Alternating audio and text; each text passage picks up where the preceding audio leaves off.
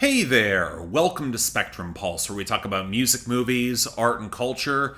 And today we got a big one, the newest project from JPEGMAFIA, I Lay Down My Life for You. So in the past week or so, there's been a lot of American politics discourse around the term weird being thrown at Republicans, specifically the newer alt-right tinged breed raised on what festers in the dark, fetid corners of the internet. You know, chan boards, the Daily Wire, the Manosphere podcast circuit, Twitter, you get the picture. Now, there's a lot of interesting analysis as to why this attack seems to have struck a nerve, partially because it blows apart the branding of the party that wants to frame itself as traditional and normal, when in the modern age, especially online, it is anything but, partially because it's social and colloquial and mocking in a way that they have forgotten how to easily deflect because fashy sentiments have always been this fragile, and thus they somehow get even more weird in their replies to it, and partially because to the average person who is way less online, hearing all the culture war nonsense that doesn't materially impact their lives because the GOP has long ago embraced vibes over policy, all the shit they talk about, it is weird. And if you wind up understanding it, you almost become weird by proxy. It's not to denigrate those of us who have long ago just owned being a little bit eccentric. I mean, y'all are watching me, you get it. But to those who want to say that their weirdness is normal and it's all of your problem, especially socially, I mean, that jab might as well be a knockout. And yet, my mind kept drifting back to an album from last year that I still think is the best rap album from 2023, Scaring the Hoes by Danny Brown and JPEGMAFIA. And the funny thing with that project is that it was the first and better kind of weird. It's off-kilter and wild, but owning its provocation and having a lot of fun with it. Accepting that hoe can be a gender-neutral term, and plenty of them will relish being scared. Of course, I was distinctly worried how it would age as time passed, because Danny Brown put out his next project that same year exploring sobriety and the cost of all of that provocation. I'm very happy that I finally came around properly on Quaranta. It's a legit great album in 2023, whereas JPEGMAFIA went to go work with Kanye West on Vultures, and promptly alienated a lot of the larger left-leaning audience that he had cultivated in the late 2010s, especially given the assumption that he might know better based off of what he himself said in his art. Now, I'm of a couple of minds on this choice, especially given that to this day, I have not heard Vultures, and I've got no interest in doing so,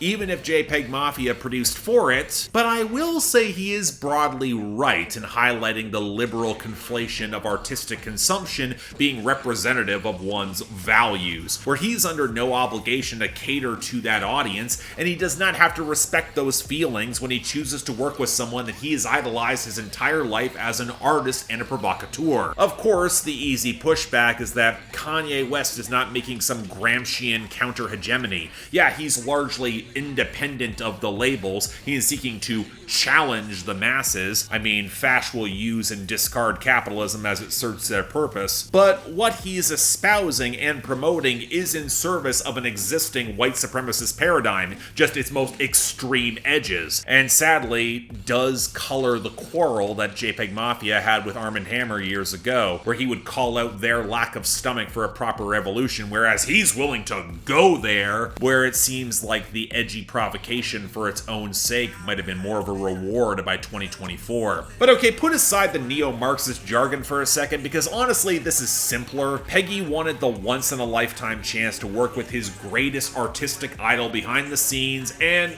hey, by any means.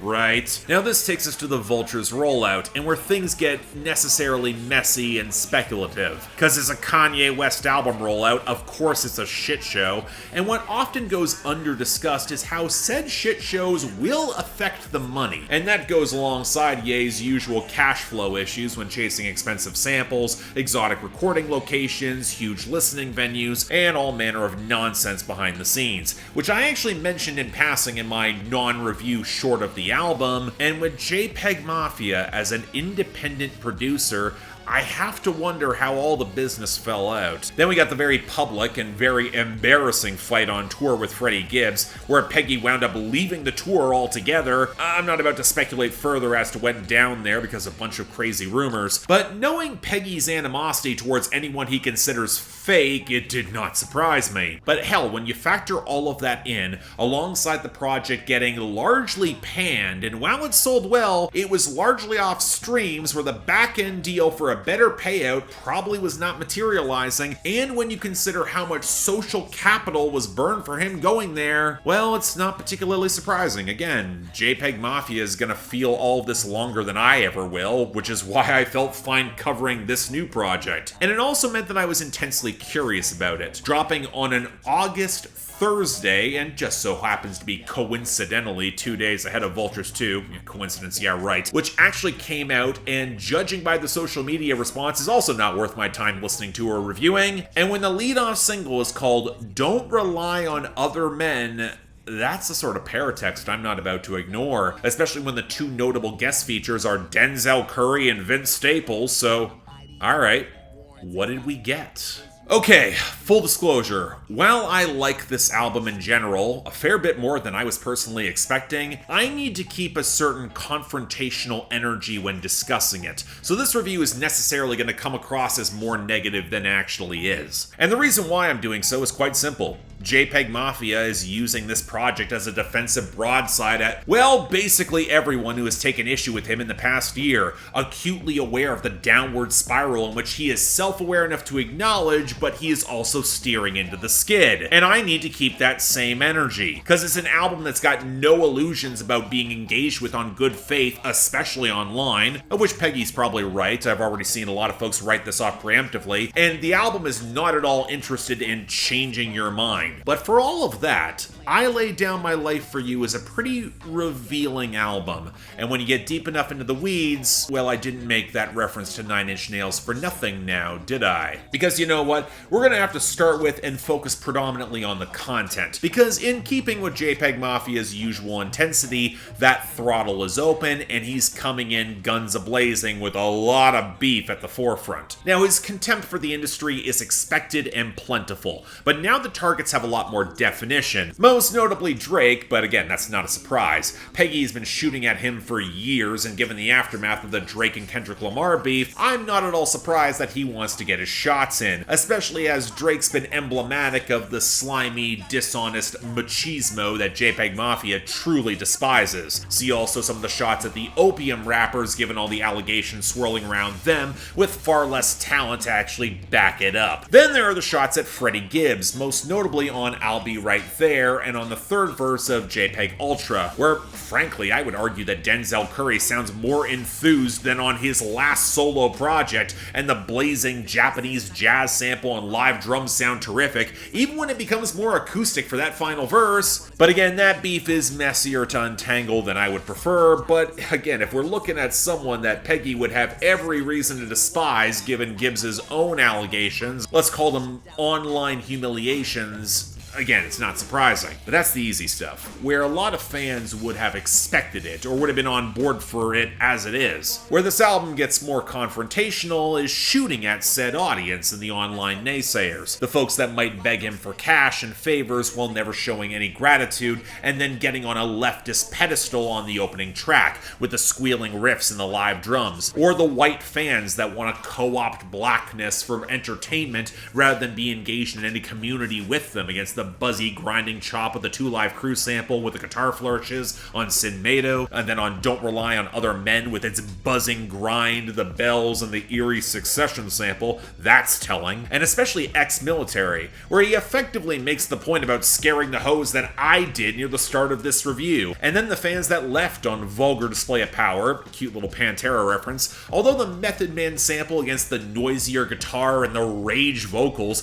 unironically, it kinda goes really hard, and JIHAD Joe with the Kenny Beats co-production and splashes of organ that eventually flip into a crushing riff, although in that last case you get more snapshots of self-awareness that's steadily eating through this album in the closing lines, being so terminally online that he needs to check himself, or that he doesn't respect himself. And from there, you start noticing how the gleeful flair that colored the experimentation of LP and Scaring the Hose, it's not really here. JPEGMAFIA is still loud, but there's a weary bitterness alongside the anger, where the lines referencing a breakup that might have happened, it adds a lot of subtext as to the attitudes that permeate this project. To say nothing of the substance abuse, whereon either on or off the record, as much as he draws a parallel to Tony Montana from Scarface, I'm kinda reminded that you don't get high off your own supply. And as much as alcohol might be providing a different lens, it's also a depressant, and I'm not sure it's exactly helping. Not like I'm one to judge. But JPEGMAFIA sets all of this up with the reference to Dylan Brooks on the opening track, where Dylan Brooks played the villain, talked shit, and it didn't go well against LeBron in that series, and he was pushed off the Memphis Grizzlies down to Houston. And it highlights how when the fans don't understand you, as echoed in his producer tag, "You think you know me," they're gonna attack you for the principles that you have claimed to espouse. And what's telling? JPEGMAFIA doesn't really defend against that, outside of the obvious points of hypocrisy that work in a liberal framing, but not one further to the left of that. And I think Peggy knows it, because he called the opening track "I Scream This in the Mirror Before I Interact with Anyone." He's trying to convince himself. And more to the point, he never raps or complains about getting canceled. He's angry with the backlash, but there's a distinctly right-wing framing that he could have very easily taken in this circumstance, and he chose not to. On "I'll Be Right There" against the glistening and lush 90s R&B chop, he compares himself to Amber Rose and the obvious sellout that she made, where he follows it with a song named after DMX's debut album, "It's Dark and Hell is Hot," another project about a downward spiral where you only cling to your faith, although I'm not sure the pitched up vocals and Brazilian funk sample, they really captures the vibe until we get the oily switch up in all the Drake pot shots. And then it follows with New Black History with Vince Staples, and the sampled hook from a Future song that I legit hate from the album tellingly called Honest. But Vince Staples is another artist acutely aware of the bloody cost to survive amidst bad systems. You saw that on Dark Times. And the moral compromises that will necessarily be made, which for JPEGMAFIA manifests on the second verse, while he is shooting again at Drake, saying that he has Jonathan Majors paper. And he keeps on setting it up to knock himself down. On Vulgar display of power, he calls himself a masochist. You can tell on Loop It and Leave It that he knows some folks are going to think all of this is a joke or a performance. And where it makes all the sense in the world that he works with Denzel Curry, given how that theme has been echoed across his work, that darkness, and then trying to own it, especially on Taboo and Melt My Eyes, See Your Future. He references those conversations on Don't Put Anything on the Bible, or against the gentle acoustics and Buzzy Lee's cooing. He outright says, "I can't defend this bitch in the mirror. I'd rather ask for forgiveness than permission." Even if he might not get that forgiveness. And especially as, to him, this was an opportunity that was never going to come up again. And the aftermath of it all cuts deep. All your heroes are cornballs, after all. And I would be remiss not to mention the military context here. Not just on Exmilitary, which many have pegged as the Death Grips reference and maybe hoping for a collab, although I think it's a bit more subtle in the thematic and sonic parallels, especially towards something like the Powers That Be, with the more melodic weirdness careening into the louder guitars. But especially alongside the Heavy Depression, this is where it's gonna get a little personal for me, given that someone I was once very close to who was in the infantry, and how that changes how you think. You discover the capacity to which your humanity can be shaved away in order to take a life. The morality of which you're required to adhere is very different than that of your average civilian, which when compounded with systemic racism and one's own self-destructive instincts, well, fuck. Play the opener of Weather Vanes by Jason Isbell in the 400 unit. You'd get the point. And while I could very easily expand on this, I also think there's a Zach Bryan parallel, especially off the Great American Bar scene, that could bear mention. JPEGMAFIA is also intensely aware of what it means to accept the violence in that system and your capacity for it, which is why he's got such raging contempt for rappers who play and say a lot of hard shit but never live it. To say nothing of the demographic with the swag of a cashier at Radio Jack. But then you remember he has responded online. he has shown more of that sensitivity or weakness, and you can tell all of it still rankles him. He can mock the white military-industrial complex in which he was fed into, throwing white faces to buy guns and the attention of white strippers, but he can't fully get away from all that pain. And man, despite every vocal sample spliced in, this album feels really lonely. The most revealing line on the entire project is on Either On or Off the Drugs. I don't have no bass. It's not a secret. I mean, putting aside that it's kind of inspired, given that that song is based off of a sample flip of the AI soul song Turn on the Lights, a very interesting choice to accentuate the constructed emotional reality of the scene and really some of that isolation. Well, hot take, I think he's right, because some of that connection is built off of shared experiences and community. And for a black veteran clearly struggling with his mental health, but maybe finding new avenues of success and isolation in the music industry, and it's all predominantly online, where you can feel distant from that community, only reinforced by decisions you yourself are making, and you're a leftist to boot, where as much as he's going to troll, I go by the adage that what folks say and do ironically, they often believe unironically. Yeah, I get why this album feels so fucking bleak. And it culminates in the final track, I Recovered From This, which feels simultaneously like his hurt and his Polo Rico. And it's absolutely brutal. With an utterly gorgeous Janet Jackson flip behind the acoustic guitar, you get lines like, my bitch never got taken from me, I lost her myself. Every dub ends up in a loss, gotta keep up the facade of a boss. Where in the final hook, the word bitch gets replaced with girl, and you can tell he's breaking down, with the hope that in the end he might be able to find some sort of clarity, reaching rock bottom, moving forward. You hope that the title of the track is prophetic. And at that point, what the actual fuck should I even say? I know some are probably shocked that I'm giving him a pass with all this, as if I am one to issue or enforce any pass when I'm aware of my own actual capacity for cruelty. Fuck a rap battle.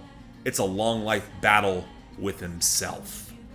But in short, thank fucking God I don't give scores anymore, because while I'd argue that JPEGMAFIA does everything he sets out to do on this album plus more, where I will even call it great, I'm also acutely aware that what he has chosen to do might be beyond the pale for some, who are less than interested in watching the suicide charge as the defenses fall apart in real time. Of course, to some, the fact that so much of this is packed into the performance and art, it's going to be framed as disingenuous, that the material impact of what he does goes beyond any justification, especially if he did indeed get the bag. There are some lines to some folks you don't cross. I get it. I feel that. I also find it very interesting that, given that I went through the credits on both Vultures releases thus far, and the backlash in some of their direction feels significantly muted, I guess it's the assumption that he's enough in our community to hope he can be pulled back from the brink, or rather a lot of folks with a very liberal assumption trying to assuage their consciences for loving his older work and feeling betrayed. A parasocial relationship where, for me,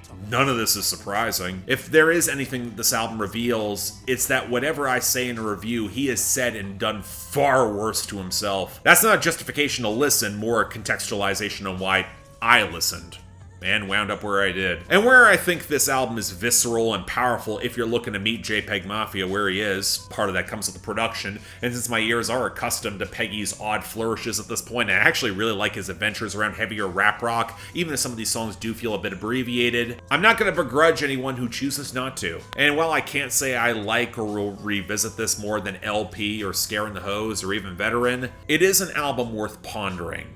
He's trying to find a way to the other side.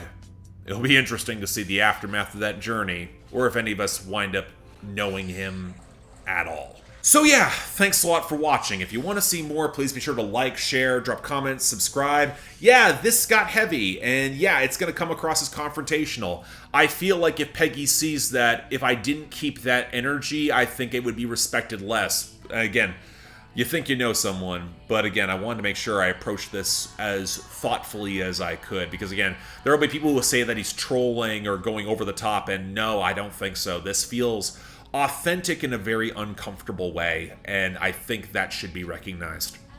But beyond that, though, anything else I might be able to do to improve my presentation, I'm all ears. And if y'all want to get projects on my schedule or support the channel or yell at me in higher volumes on my Discord, link to the Patreon's right over there. Don't feel obligated at all. Tough times, y'all understand. The option's just available. Till then, I'm Mark. You're watching Spectrum Pulse. I'll see you next time.